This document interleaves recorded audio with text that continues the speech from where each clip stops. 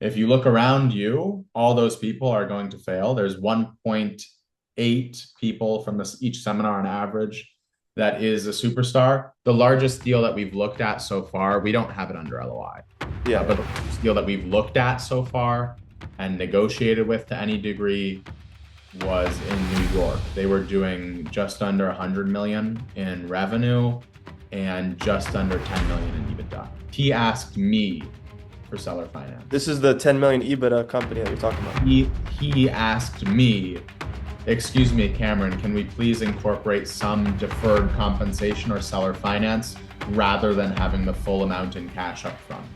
All right. So we have another great interview, guys. Today we have another QLA guy. His name's Cameron. We just met each other. We don't really know each other at all. So this is going to be an interesting topic or interesting discussion to have. I know he's doing a lot of deals right now. He's about to close his first deal.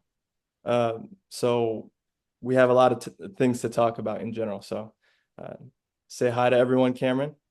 Yeah, I'm very happy to be here. I'm Cameron. I'm doing QLA up in the Northeast US. And I've been at it for a little while now. My group has 7 deals under LOI. We had an extremely successful board meeting, and we're getting the first one closed as soon as possible right now. Amazing. And you're in home health, right? That's right. Home health, senior care, but we focus on home health. So we'll do home health, both medical and non-medical, but we're also open to other adjacent verticals. Ultimately, our goal with my company is to provide an all-encompassing solution in the space and basically be the one-stop shop for seniors who are wanting to stay in their own home. Amazing. That's not just home health. It's not just medical and non-medical home care.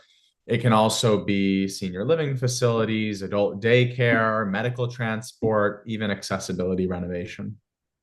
Amazing. So did you go to the castle or like I what did. was you did? Okay. Yeah, I you did. seem like someone who did, just by the way you I talk. did. I started before I went to the castle, but I did. I went there. It was a great experience, both meeting Dan, seeing his home, seeing the way he lives, and also going through the seminar. That whole experience. I went a little over a year ago. Nice. Yeah. I'm gonna be honest with you, most people that I spoke with that also do something similar to this, most of them that succeed usually have went to the castle from what Mhm. I've seen so far. So what brought you into acquisitions in general? Like how long have you been an entrepreneur? Before I was doing this, I was a real estate agent. I was selling luxury homes, and that was great. I met some really amazing people there. I met a good mentor who just treated me amazingly.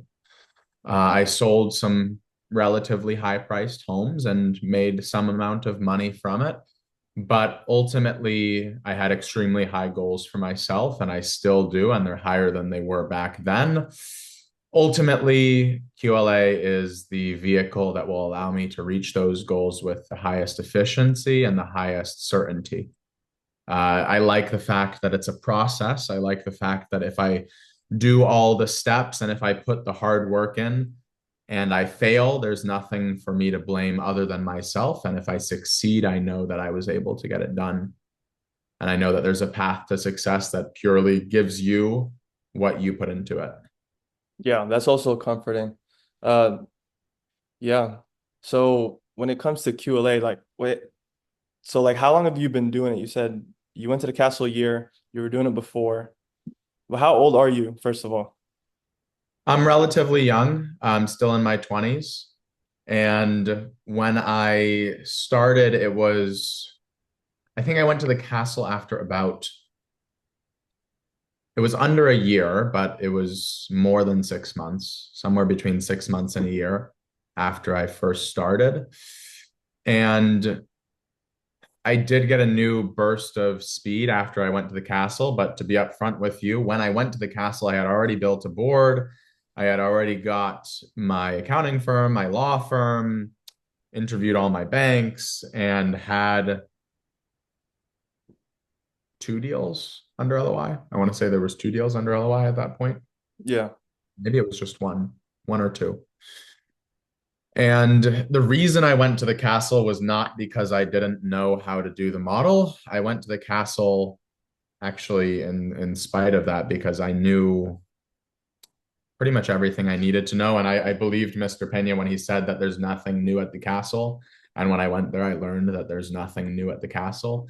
The purpose of doing it was to take the last excuse away from myself. And also because he states very clearly, if you watch enough of his material, you would have heard this. Yeah. None of the billionaires that have been created have done it without him touching them at the castle, basically. And that's for sure something that I'm going to be accomplishing. So to do that, I felt that going to the castle would be crucial. Yeah. You mentioned your goals earlier and that QLA and acquisitions could help you lead to those goals. What are the goals exactly? You mentioned billion. Yeah, we're going to be taking this company public in about 5 years at a very minimum valuation of 2 billion or more. And ultimately after that, I'm going to be having children, married, etc. But at the same time, this is not going to be a one-time thing for me. I'm going to be doing it bigger and better the next time.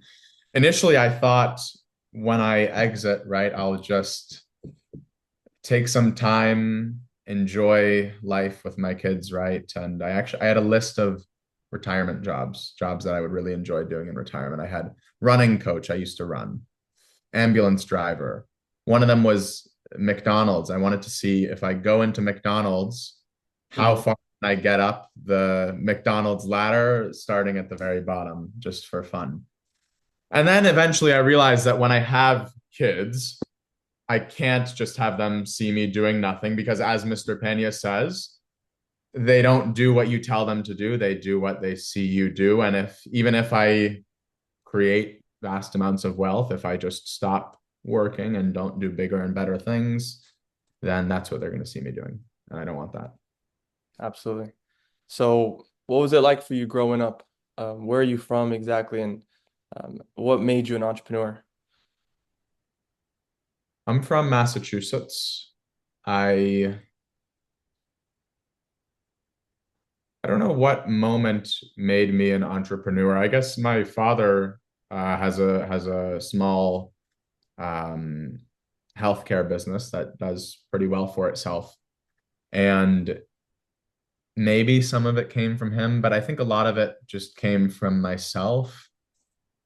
Ultimately, the first entrepreneurial experience I had was I was in the Boy Scouts.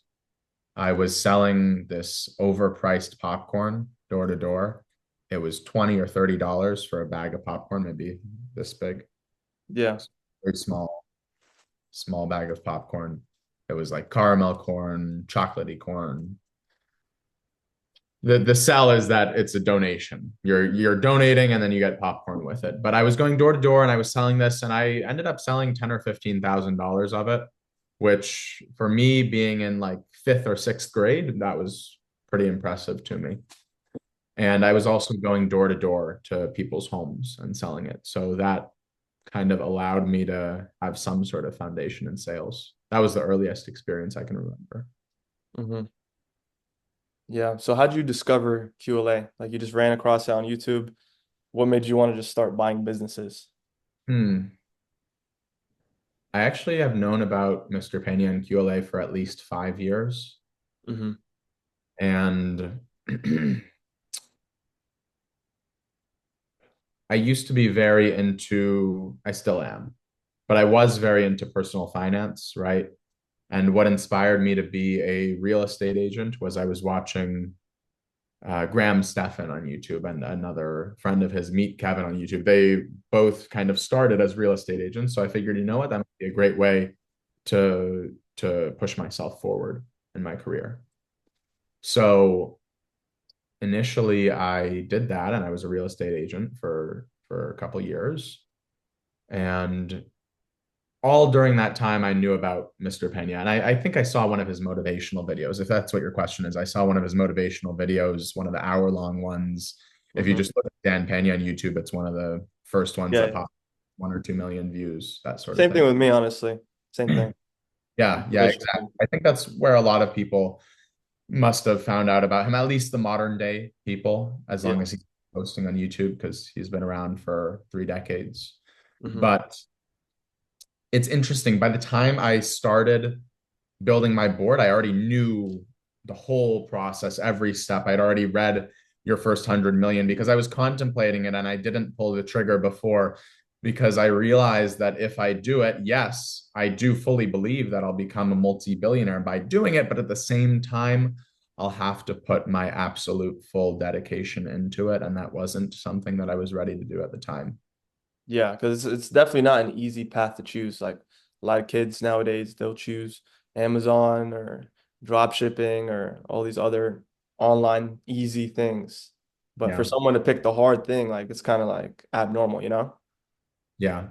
It's not even the fact that it's hard, it's just because it can be all consuming of time, all consuming of life. But I don't regret it. I don't regret it at all. Yeah. So what does your day-to-day look like since you're saying it consumes your life?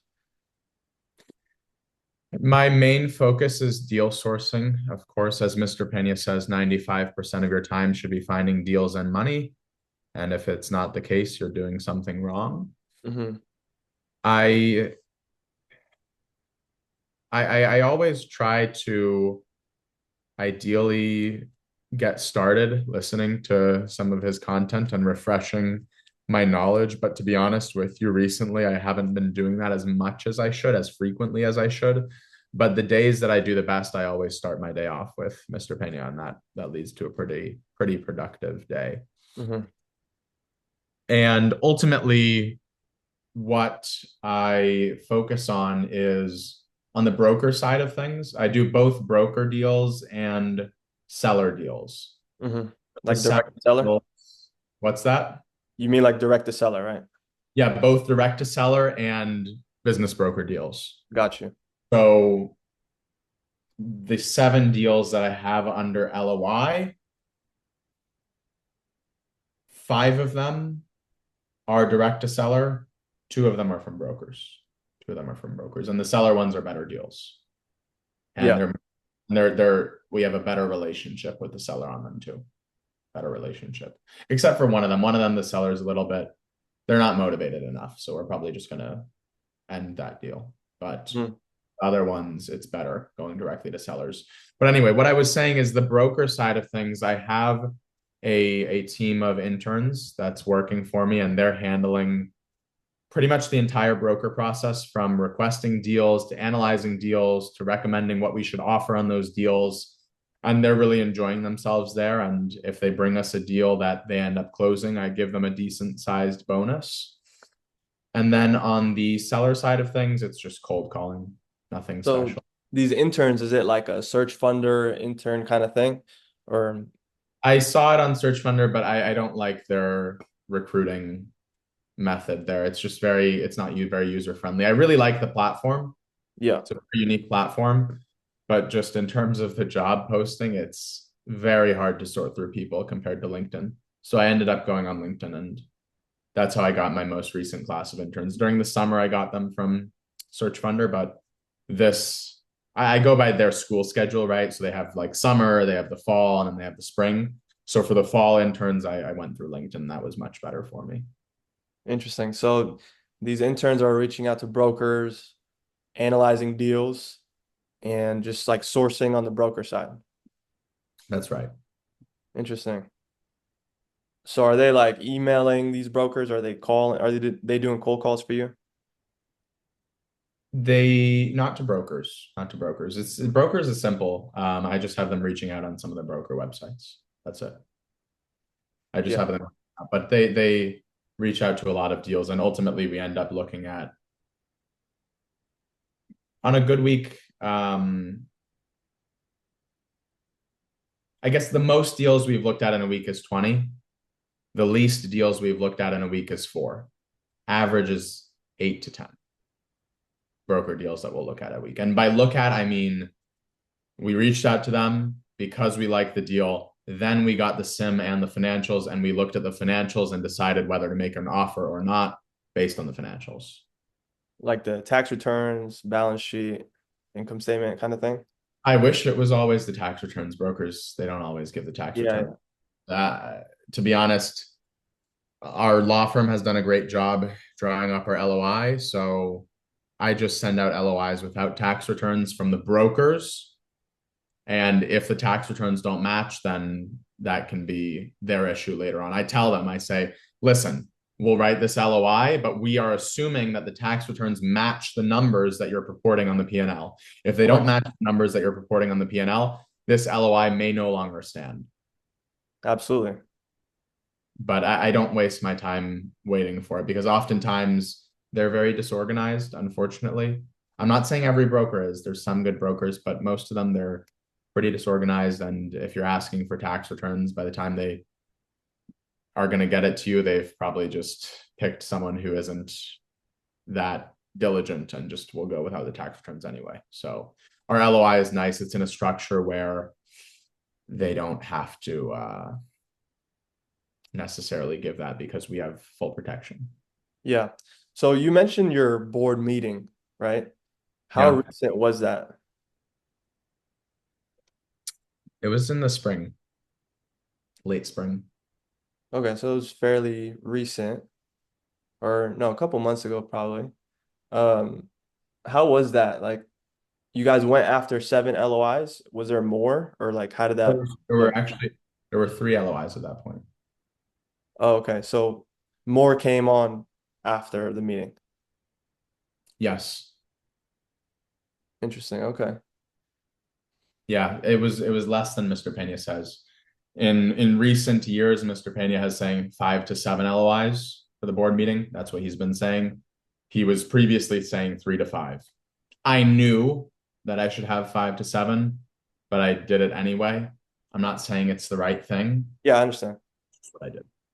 Yeah. So like out of these 7, how many of them do you think would close? As I told you, one of them I think we're gonna probably leave due to the seller, but right now, 4 of them are looking very promising. One of them is looking like it might close, but the process is a little bit slower. Okay. Is there ever like out of these deals, like when you're looking at deals, you're analyzing these deals, you're making these calls, is there ever like a size that you try to aim for? Like, is there a deal that might be too small or maybe too big for your stage right now? Definitely not too big, maybe too small. It depends on the area. So we focus in the Northeast, but we'll do a deal anywhere if it's the right size. But if a deal is like 250,000 in EBITDA and it's in California, we're not going to do that deal. Yeah. Yeah, that makes sense.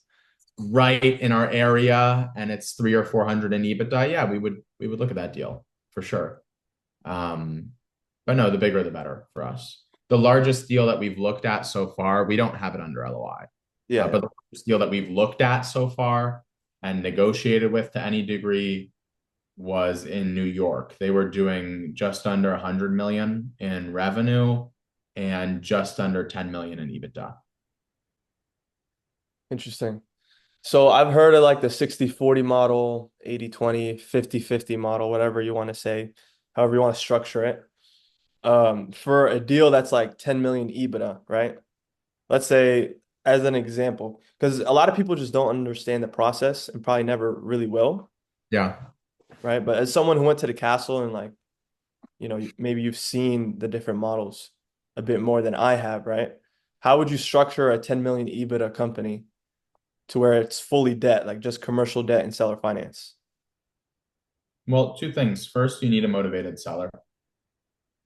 Second, this seller actually, I didn't mention to it. He asked me for seller finance. And maybe this is very important for your audience. He asked me for seller This finance. is the 10 million EBITDA company that you're talking about. He asked me, excuse me, Cameron, can we please incorporate some deferred compensation or seller finance rather than having the full amount in cash up front? Now, why would he say this? The main reason for him was not necessarily because we can give him a higher price, although we can, but because he defers his long-term capital gains tax. So for reference, at that level, he's going to have to pay 20% of the sale proceeds right upon the sale in Mhm. long-term capital gains tax. If he does seller financing, he gets to defer those taxes. Interesting. So at a 10 million EBITDA, $60 million yeah. and it was an all cash deal, he would have to pay $12 million in taxes just from that $60 million that he got. Yeah. So for 10 million EBITDA, you think it's a 6 times multiple? It depends on the company, it depends on the And yeah. industry. But this one, 6 to 8. 6 to 8. And that could still work with a 60/40 model, of course, right? Because I've never seen it on the big scale. I'm very curious. Yeah. It Give me a second. Let me get my notebook that I have a few of these things written Sure. down. In case you guys are watching and don't know what EBITDA is, it just means pure profit, like basically just profit. So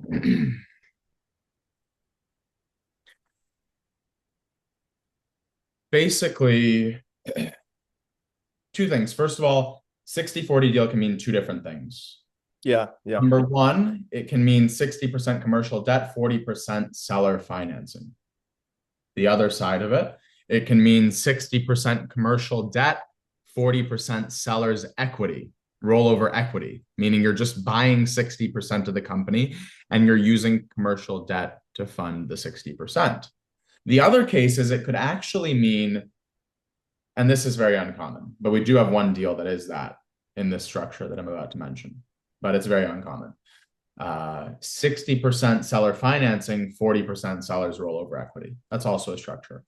It's not extremely uncommon to the point where no one ever does it, but it's more uncommon than the two structures that I mentioned before. Because usually if someone's going to do a 100% seller finance deal, they'll just do 100% seller finance. They're not going to bother keeping any equity. So the equity part that they keep, like 60% is from the bank, commercial debt, 40% in two ways, right? It's either as a seller finance note, so it's like some more debt, or the second one is where they still own equity and you have to buy it later down the line. Like the 40%, you have to, You they don't get a have second bite at the apple kind of thing. you don't have to buy it later down the line. You don't. Sometimes Yeah. there's an option to purchase, and oftentimes there is, and oftentimes you want there to be, but you don't necessarily have to buy it later down the line. But Yeah. yeah, that's right. But 60% that you're buying is for 100% of the cash flow, right? Yes, but you have to negotiate that. Absolutely. Yeah. But Yeah. yes. It's so interesting. So when you first started doing QLA, what was like the hardest part for you? Like it just sounds like it was pretty easy for you. Hardest Which part I when know it's not always easy. I Of first course it's not started? easy. When I was first starting, you mean? Yeah, when you first decided I'm gonna do QLA, I want to buy businesses, I want to make billions of dollars.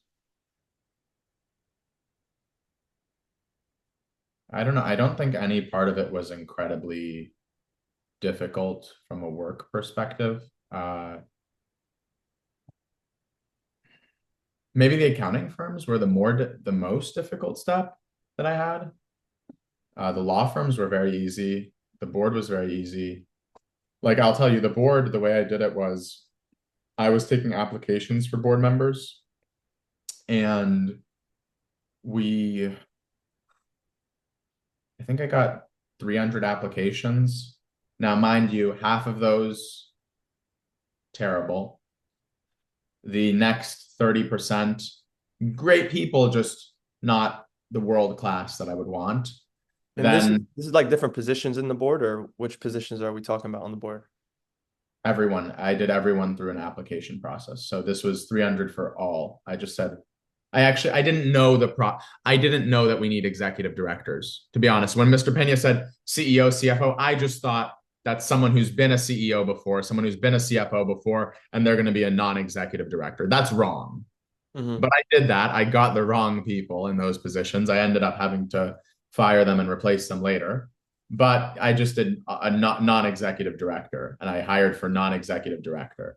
That was not fully correct, but I built in terms of credentials wise, a pretty good board at the time. In terms of doing it properly, not perfect, not perfect, Yeah. because the CEO and the CFO, they're supposed to be executive directors, meaning they're actually going to be full-time CEO and full-time CFO once you do your first deal. But Hmm. I did. But I got 300 applications approximately, and that was in about a week. The hardest part about that was just reading through 300 resumes. And I over the preceding 2.5 weeks, I did 56 interviews. I narrowed it down to 20 candidates that I really liked and was having trouble deciding between. And I just asked those 20 people to send me their proposed bio that they would put on the board and their proposed headshot. That way I could see kind of how would they look on my executive summary, right? And then I knocked out 12 of them, I think, or 11 of them, and then I hired the rest. Yeah. Building the board is fairly easy. Even in my experience, I've done it twice. Now my third time. But the only position that's like, I would say a bit takes longer is definitely the chairman. Would you agree with that as well with your experience, or how did that go for you?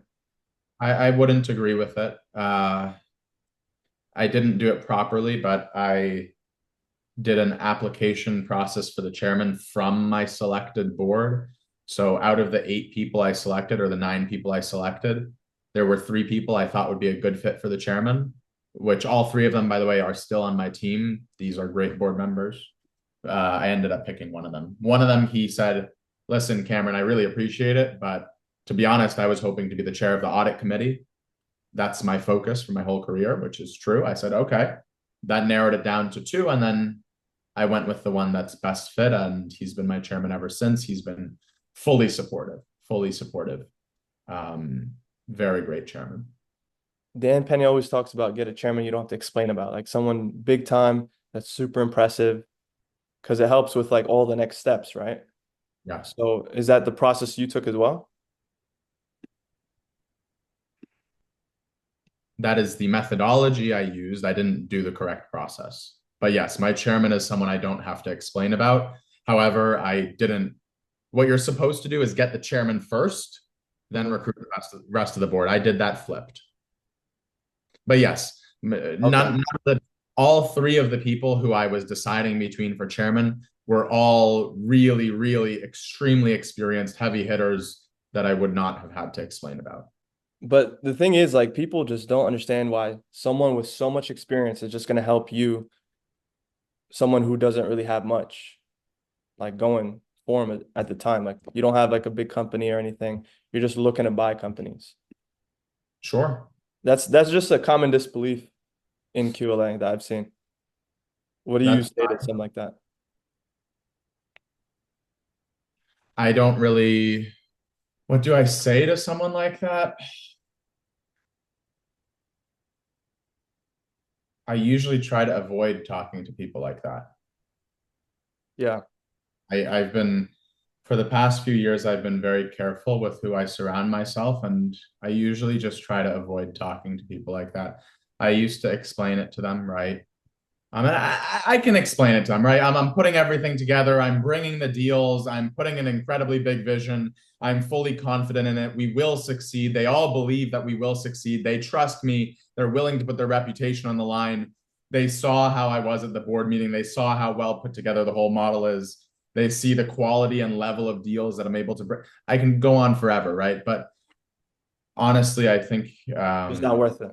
better to avoid hanging around that type of person. Yeah. I since starting QLA, I've cut off quite a few. I don't want to call them friends. I think it's important to be very careful to use the word friend. But acquaintances, peers, I've cut off a number of them, and that was very helpful to remain focused. So if someone doesn't believe in it, that's fine. That's their own decision. But um, I'm not necessarily going to spend my time. I have uh, two guys that I'm mentoring right now, and they've been moving much quickly, very much faster after I've started mentoring them towards the process. But that's who I'd rather spend my time with, right?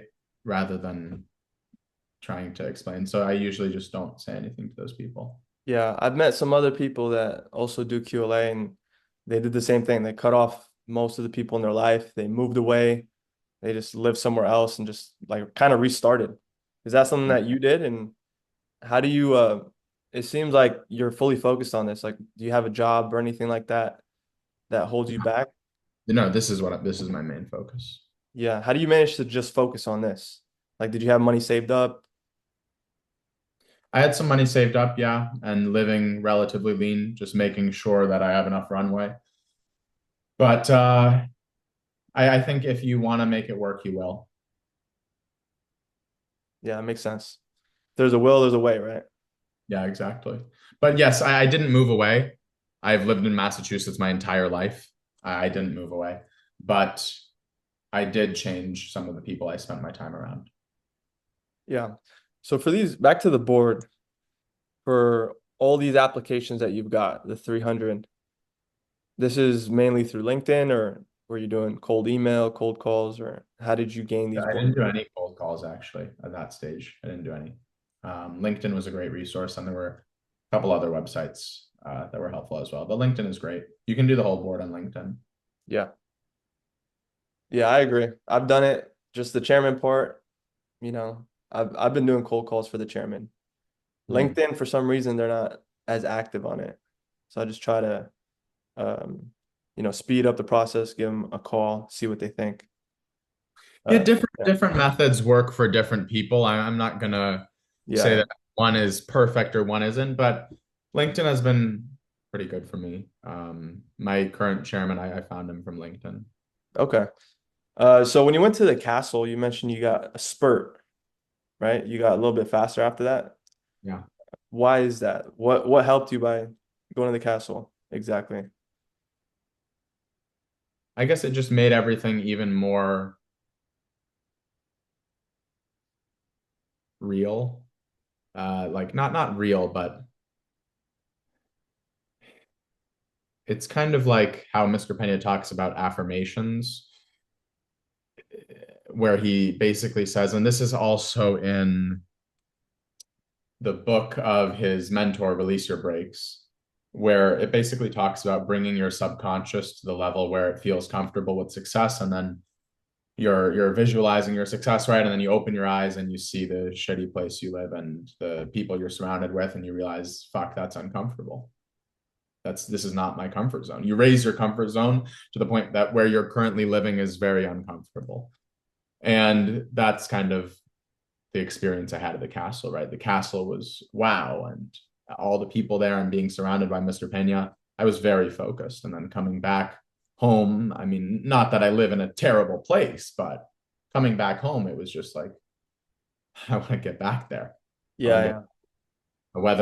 whether actually just going back to the castle again, which I will do after I close my first deal, or just metaphorically speaking in terms of upgrading other parts of my life. And Yeah. also raising my goals. I mean, when I went to the castle, everyone says this, but when I went to the castle, my goals increased. They were already very high, but they increased. Good. I won't share specifically what they are, but they did significantly increase. Yeah, I always hear the castle like it does all this to you. It just makes it more real, like whether it's through the webinars, seeing it through there. You just see other people who created a lot of money through this, and it just gives you that belief, like you said. Yeah.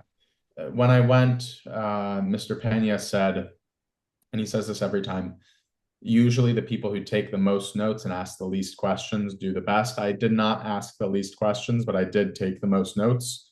I took, I want to say 126 pages of notes. The the second most guy was right next to me. He was at about 120.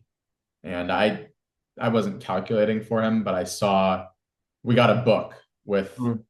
100 pages in it. So I saw that he filled up his 100 pages 3 or 4 pages after I filled up my 100 pages. And then we moved on. And then I saw how far he got through the next book. So I think I got like 6 to 10 pages more than him.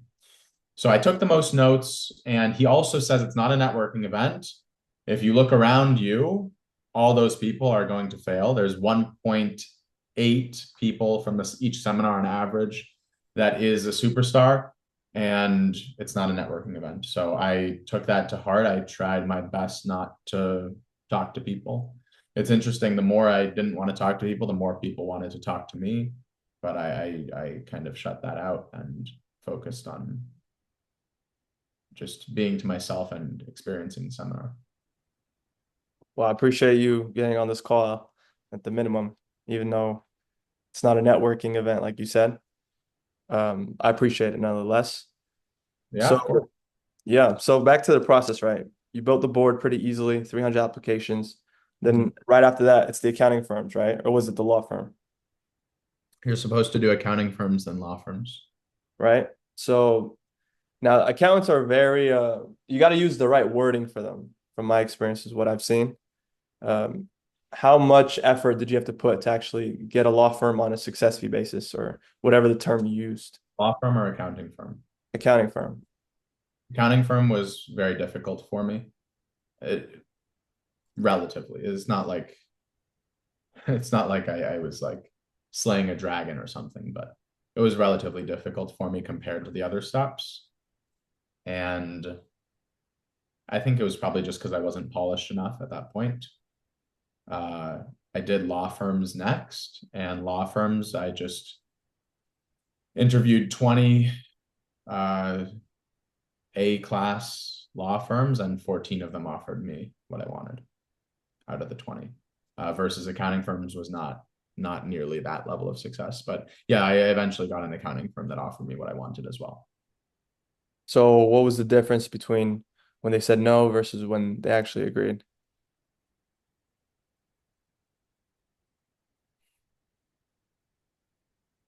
This was a long time ago. I don't know exactly what the difference is, but I suspect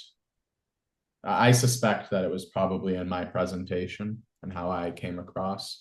I mean, what I would say to anyone is if you're not able to do a certain step, you need to be introspective towards yourself and realize that you're probably the problem because look at everyone else who did it, right?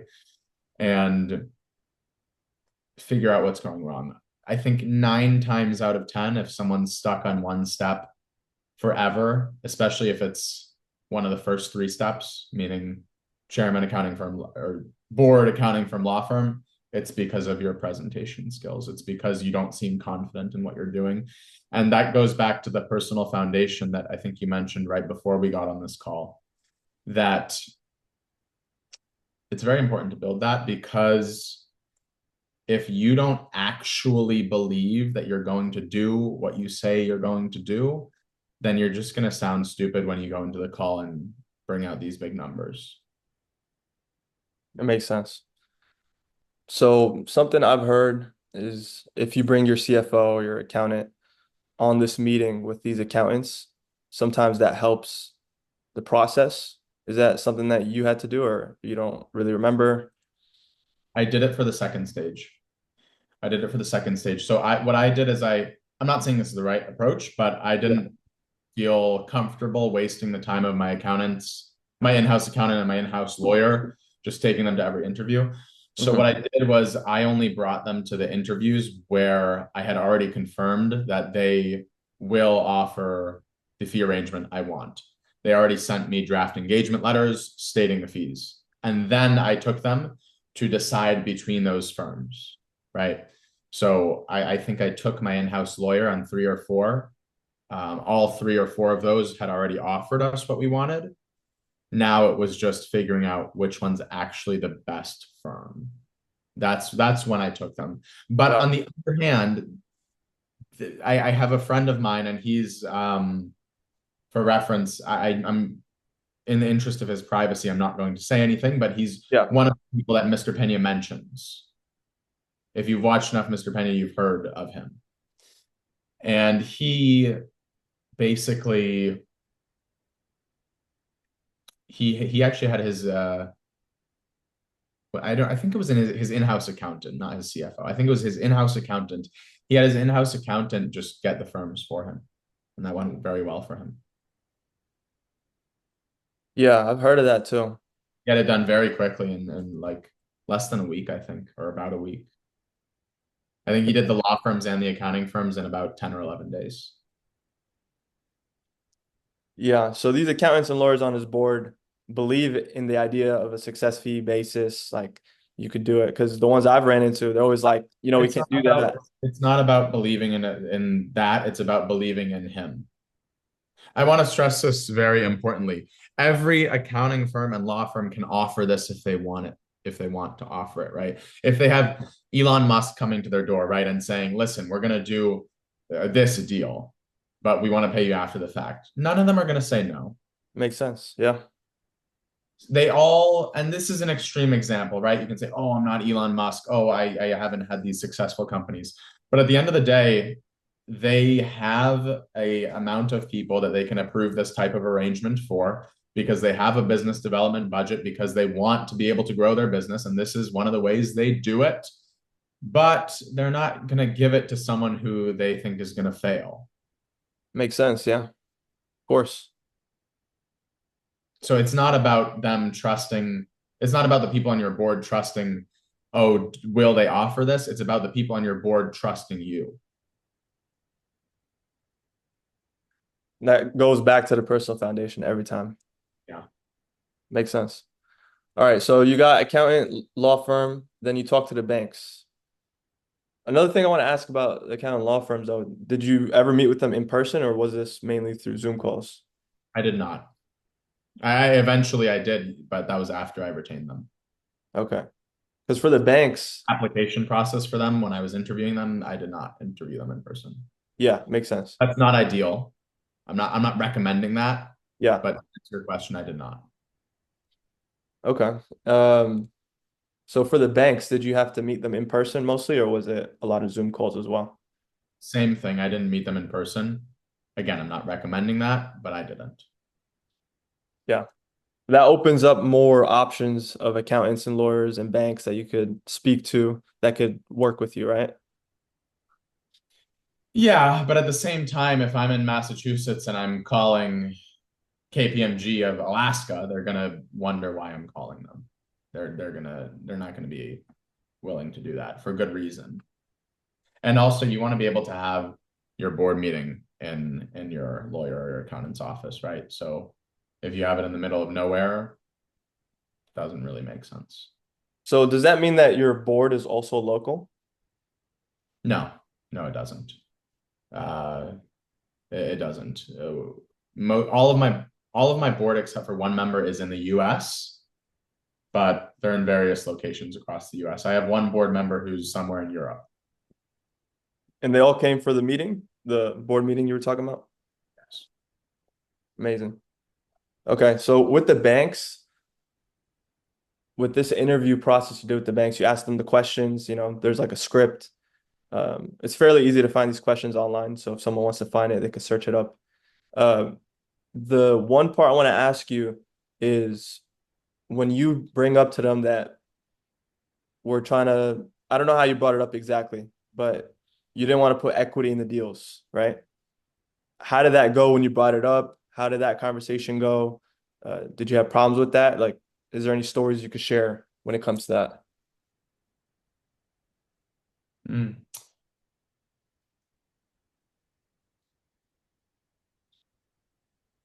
I don't usually ask them this question specifically. This is not one of the questions on the script. Uh,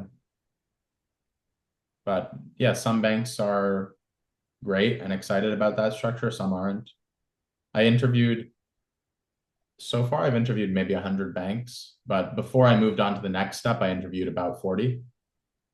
And that didn't take a crazy long amount of time. Bank interviews is really not a difficult step. But the like you can get through it pretty easily, but the better you do at it, the more choices you're going to have for banks. So what I did was I interviewed 40 of them, and then I had 8 or 9 of them that I thought would be a good fit that I would reach out to later, and then 31 of them that I eliminated. So why were some of them a better fit than others? Enthusiasm, enthusiasm from the lending officer. They're excited about the healthcare industry. They're wanting to do deals. Uh, they're definitely in a lending mode. Yeah. All about the enthusiasm towards some of the questions. I mean, some of them you get on the call, and within the first 3 minutes, you can tell it's just going to be a next. Yeah, yeah. What do you think about SBA loans, the SBA 7A program? I think it's a great opportunity. I think you should fully understand the statute and understand what the limits are, and also because right now no equity is required, but most banks will want some. Right now, the statute says that if you have a 10% seller's note that's on full standby, meaning no interest, no principal for 24 months, Yep. and it fully amortizes after that. So it can't be a balloon at 24 months, and it fully amortizes after the 24 months, Mm-hmm. 5 or 7 more years, and it's non-forgivable, then that can count as equity. Non-forgivable or second position? Non-forgivable. It's of course it's going to be in second. No bank is going to take second position. Of Of course, it's course. a given, but Yeah, not yeah. as well. It can't be a forgivable seller's note. Makes sense. Yeah, so in that case, does that mean you went after SBA lenders as well, or was it mainly just commercial lenders? I have a deal that's 100% seller finance that we're working on as well. I have another deal that we're going to bring in, probably some SBA.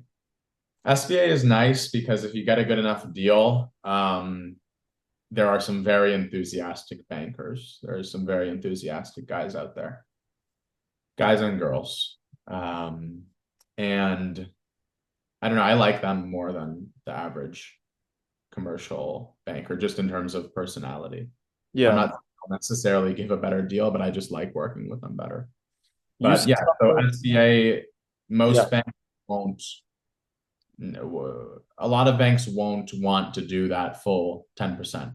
Most times they'll ask for 2.5 or 5% equity injection, assuming you have the correct seller finance structure. Yeah. So for your deal with the SBA injection, they're okay with the 10% being like fully seller finance or whatever percent it They're is. telling me they're okay with it, but I got some equity investors lined up that are already ready in case they're not. But they're telling me it's okay. Okay. Yeah, it's all about the deal. See, that's the thing you said, because I've spoke to a bunch of people that have deals. They go with the SBA, but then they need that equity injection and they're spending a bunch of time just looking for it. It's good that you have people lined up, but sometimes it's all about the deal itself too, right? If the cash flow covers the It's debt. all about that's the only thing that matters. Absolutely. Yeah. That's something that I've seen a lot of people miss. So you found the banks, you've interviewed them, you have 8, you have everything you need, and now you need to find a deal. Did that take the longest process for you so far? Yes, it did, but I could have done it much shorter. Okay. But yeah, Um, it took the longest. And I think I just that's the point where I got the most off track, I guess, in terms of doing the right things and making sure to keep making the calls and getting the right deals. But I eventually got the deals and we had our board meeting. yeah.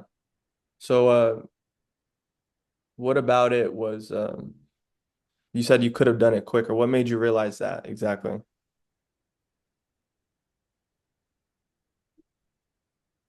I think it's just a numbers game. I had, I think I made 5,000 dials total to sellers at this point. Again, not cold calls. Mr. Pena considers a cold call talking to a seller. But I think Yeah. I made about 5,000 dials at this point. And 5,000 dials, you can make that in 4 weeks. Yeah, you're saying till this point today, you've done $5,000. And like how many of them would you count as cold calls? Like where do you think you're at on that? 500. That makes sense. Yeah. maybe 450. Usually about 10% of the time I get through to someone. Yeah. Yeah, that happened with me as well. That makes sense. So like how did you build your list? Like were you targeting bigger deals? A lot because the ones I've seen usually people use like government lists or license lists, things like I that. couldn't find one of those here, so I just went on. It's a website called Data Axle Genie. Yeah. It's Data Axle and Sales Genie combined, I guess. And I think it was 100 or 200 bucks a month. And I ended up spending like total of $600. And then from that 600, I was able to extract every lead in my industry in my whole area. So that was enough to call for me. You just call But every single one. Like it doesn't matter on the size. it was the best if you can afford it, but it's like 17 grand a year. So not everyone, that's not accessible for everyone. You said Zoom info? Zoom Info is the best, Yeah, but absolutely. the time I checked with them, it was $17,000 per year. I'm going to get Zoom Info at some point, but right now it doesn't make sense. Yeah. It is better. Zoom Info is better. I agree 100%. Um, Zoom info is pretty good. And I've seen that But you price as can well. do it with the cheaper ones. Like Data Yeah. Access is great. There's no problem with it. And the thing about Data Axle too is a lot of people might not know this, but you could access Data Axle at like libraries. I don't know about the Genie part. I didn't know that. Yeah, but you could get them for free basically. But Eh, yeah, I just got that and I used all my credits to just download all these leads and I put it into a free CRM, HubSpot. okay. So So I why don't is it have I've Data. you said you don't have it anymore? No, because I got all the leads I needed. Makes sense. Yeah, yeah. I'm gonna get it. It's a nice software. I didn't delete it, but I'm just saying I had no use for it anymore because I already got downloaded all the numbers in my area. yeah, it makes sense. Yeah, yeah. In home health, you pick like home health, home care, hospice, maybe, and then senior living. Yeah, So the list, how long is that list? Like how many times do you have to call the same lead? I have 4,000 or 3,000 something, like 3,800. But out of those 3,800, maybe a third of them are unqualified to some degree. So I think I've called everyone twice, all the good ones. I see. Interesting. So you're saying you could have done it quicker because you could have just done more dials, basically. Yeah, for sure, for sure. Could have done it much quicker. Yeah. That makes sense. So as far as the industries, you picked home health, I'm guessing, because Dan Pena talked about it, or what are some other industries you think are interesting? Yeah, just because he mentioned it, I chose it. Um, I don't regret home health. I think it's a great industry and we're going to be extremely successful in it. But Hmm. if I was going to pick another one, I'd do a death roll up. I Really? looked at Axel, I saw how many leads are there. Oh my God. If I was in the death roll up, I'd probably have 4 times more LOIs right now. Interesting. Yeah, because honestly, I use IBIS World to like see the numbers. It's like the Yeah. most trusted source. You probably heard of it. Um, I've seen that in home health. There's home health, home care, hospice are like a little bit different, but like the average profit is like 7% or something like that. Is that consistent with what you've seen? No, no. Okay. Average maybe, but between the deals we look, because there are some that aren't even making money. But Yep. the ones that we have under contract, they're at least 20%, sometimes higher. Interesting. So like the death roll-ups for sure, there's like some good profitable ones. Well, not necessarily. It's just because less people are wanting to enter that industry. It's not a very attractive industry, and Absolutely. kids don't want to take it over. So the multiples are low, and there's a lot of leads. So the combination of there being a lot of leads and the multiples being low is, and less people wanting to do it is a great combination. It's great. That makes sense. That's I've heard of that one. I've looked into it, but Dan Pena talks about it so much because what I've seen with home health is that I've run into a lot of QLA people just diving into the industry, like picking that specific sector. Yeah. I've ran into a lot of them. What about, is that similar with your experience? In what stage have you run into them? Mainly on looking for deals. Like I'll speak to owners. I've also spoke to someone and they describe them, and it's another QLA person. You mean someone who has bought a home health already? No, I'm talking about someone who approached them to buy their business and they told them no. Oh, I don't know. I'm sure all the businesses I've called, including the ones I've had under contract, have been reached out to by people. Um, it doesn't even have to be, it's anyone who's looking to buy a business. Probably reached out to them. But no, the only direct time was two of the home health businesses that I've called were purchased by people doing QLA. So they were already purchased by someone doing QLA. So I called and then I spoke with the guy and then he was doing a roll up himself. Wow, interesting. So for your first deal, for you to pay the accountants and lawyers, let's say you're at this stage, you have the board, the lawyers, the accountants, the bank, and you have some deals, right? Once you close a deal, you pay the accountants and lawyers through overfinance, right? Yes. Okay, can you explain that process a little bit and how much overfinance you would expect depending on what kind of deal, et cetera? 5 to 20%.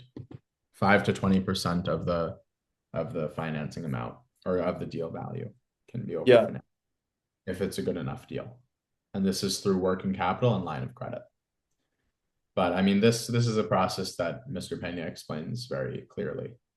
So I can't explain it better than he can, but Yeah. at 5 to 20%, and that's what he says as well, 5 to 20%. So, for example, on a $3 million deal, at the very best case scenario, maybe you get 600,000 in overfinance.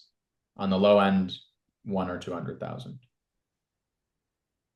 Yeah. And this goes like straight to your pocket. You decide what to do with it. You put some in the business, pay your board, pay yourself, etc. Straight to not straight to my pocket. It goes straight to the Yeah. business. Straight to the business. Yeah, that's what I meant. Yeah, and you can. I mean, hypothetically, yeah, you could just take it all out, but I think that would be very irresponsible if you have long-term goals. So, if we let's say in that case, let's say we had 600,000, I don't think I would take more than 40 or 50,000 myself, and then maybe give 100 grand to the board, and then give depending on how much legal fees there are, give a good chunk to the lawyers, and then leave the rest for growth of the business for my CEO to use. Hmm. So at this stage, you're just doing due diligence. Like, you're still looking for deals, or are you mainly on due diligence? Oh no, I'm definitely looking for deals. I don't think it's smart to ever stop doing that. Yeah, that's the lifeline. That's And the I'm actually spending more time now looking for deals than I did before.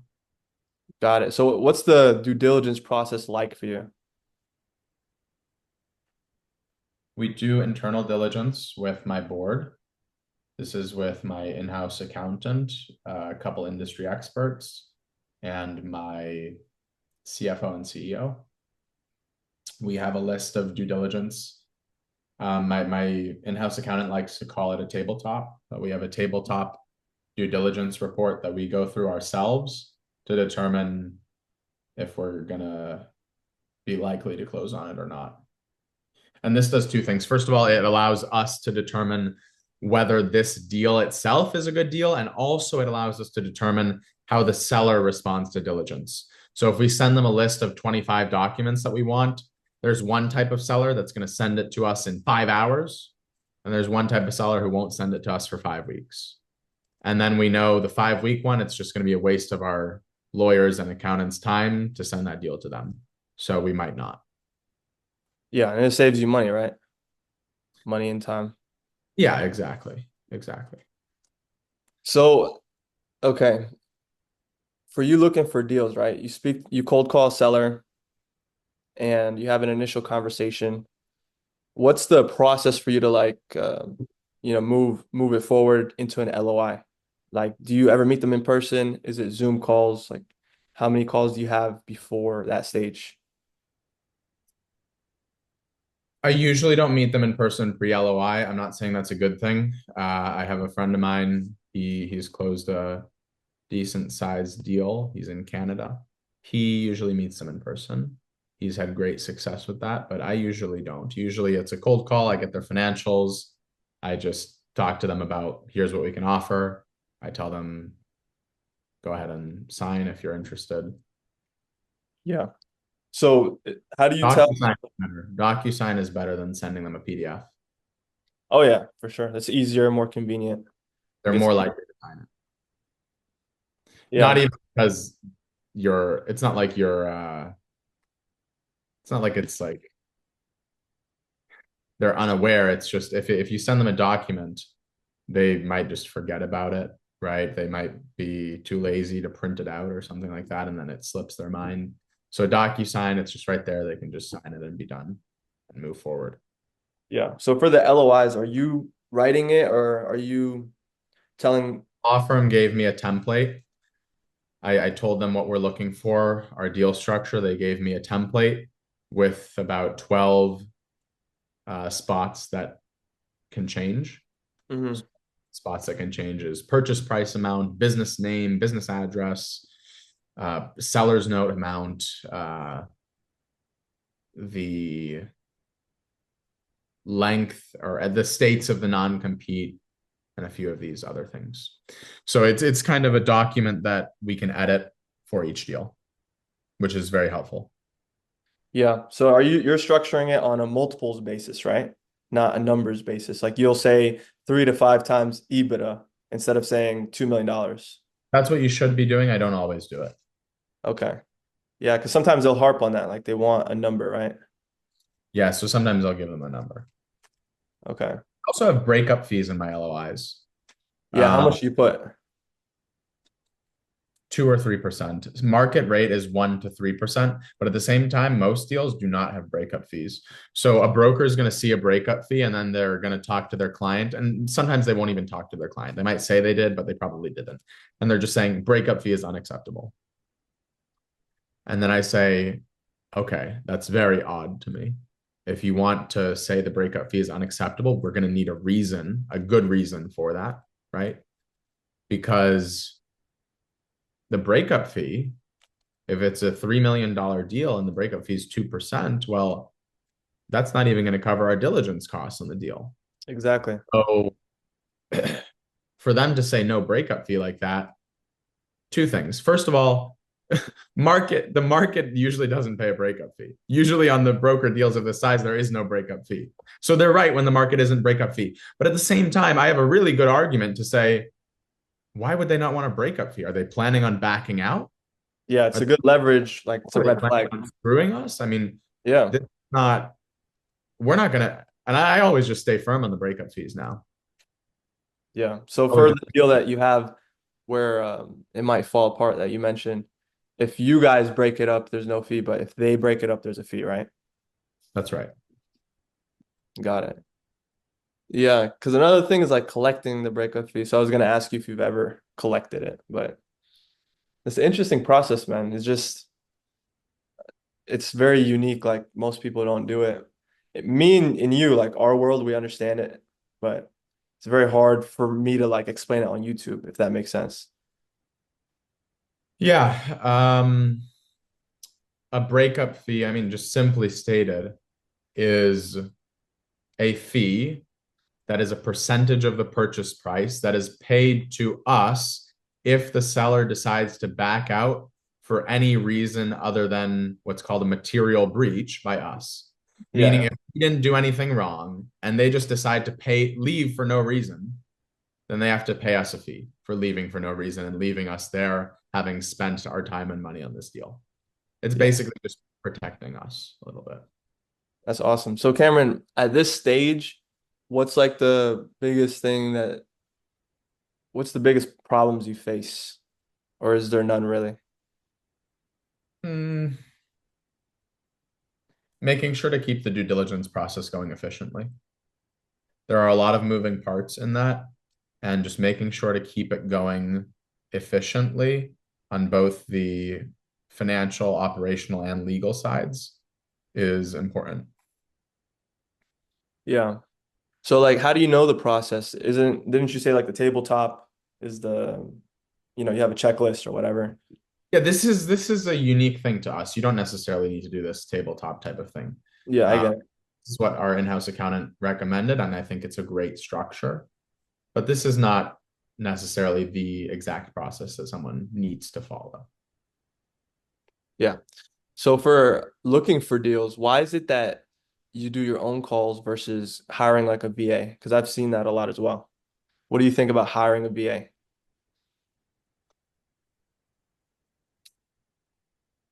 I think that it's not a good decision. Hmm. I mean, this is one question, for example, that you're asking that Mr. Pena has answered. Make your own calls. Don't have someone else doing it. Um, I don't know what to say other than that. I mean, I think it's relatively obvious why. The seller is gonna get a lot more credibility if you're the one speaking to them. Yeah, they'll believe it more, etc. That makes sense, but I don't know. A lot of people, from what I've seen, don't do that. So, like, you're just explaining things that, like, QLA just so outside of the norm. Like, every step is just, you know.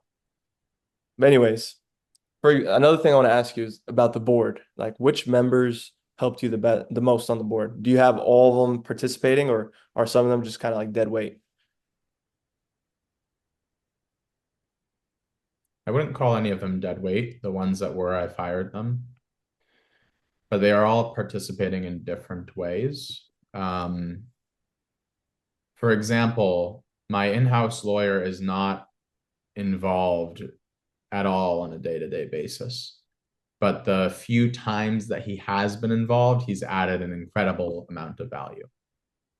My chairman, I meet with him every 2 weeks, and that's because he's also one of my mentors.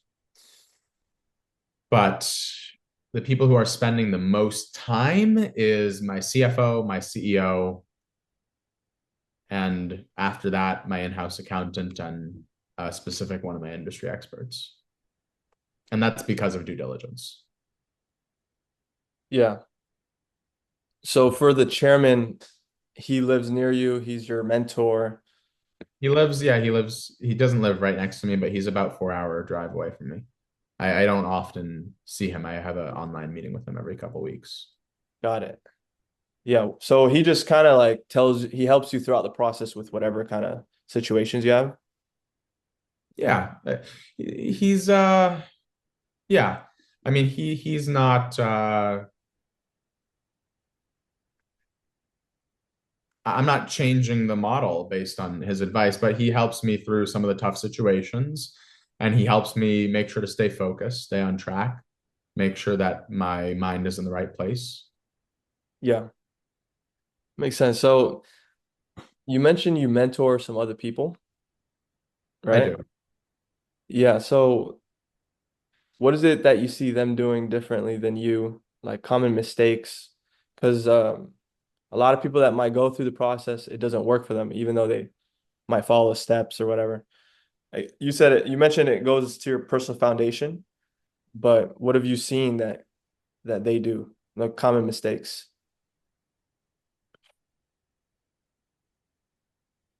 I mean, common mistakes is kind of a tough one to say because my biggest goal has been preventing them from doing that, and I've been doing pretty well at it.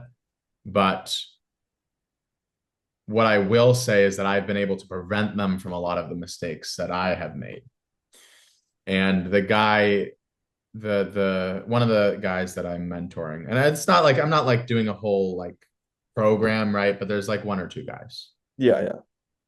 and I meet with one them weekly, once a week, and for an hour or two. Um, and basically, yeah, I just had so many people reaching out to me for advice. And then one of them said, "Hey, do you want to be my mentor? I'll pay you." And I said, "Okay." Because at that point he had been doing QLA for 3 or 4 months. and all he had was his chairman. Hmm. And I started mentoring him, and then he had a full board in 3 weeks. Again, I told him you can do it in two, get it done in two. He wasn't able to get it done in two. He got it done in 3 weeks. I think that's still pretty good compared to chairman in 4 months. And then he went through the accounting firms, he went through the law firms, he got both of them with the terms. He went through all the banks. Now he's looking at deals. Now he's looking at deals. So and he's done a few site visits. I don't know if it's signed yet, but he was going to send out a few LOIs this week. I'll see from him when we Is meet he in the this week. same industry as you? Similar. He's in a healthcare industry, but it's not the same one as me. Got it. Okay. Yeah, I was about to ask, like, if you were both in the same thing, then, the competition, etc. How do you look at competition in general? I don't think there's much competition. Yeah. In the acquisitions kind of world, you mean? Or Both, I guess, both QLA and acquisitions. I don't know. I've had people reach out to me about QLA, right? And the majority of them are not someone that I would consider to be a very serious person. And that means that to me, they're not necessarily competition. But yeah, now that is the people who are serious, and that would be the two people that I'm mentoring, for example. And they're doing a great job, but there are so many deals out there. There's so many deals out there. And I think that if there's competition, I think that's something to be introspective about rather than looking out and saying, oh, the competition's going to stop me, right? I think it's something to look back into yourself and say, what am I doing that's stopping myself? What am I doing? What can I improve? Because at the end of the day, you can say competition, competition, competition, but then you're going to see over the next 10 years, there's going to be 50 QLA guys who make hundreds of millions of dollars. So was it really the competition or was it something about you? makes sense. It's not really competition at the end of the day. Yeah. Well, I appreciate this conversation. We're gonna end it here, but guys, this is Cameron. I'm gonna link his LinkedIn at the bottom if he wants it linked. But I hope you guys enjoyed, and we're gonna end it here. Great. I hope this added value. Thank Thank you.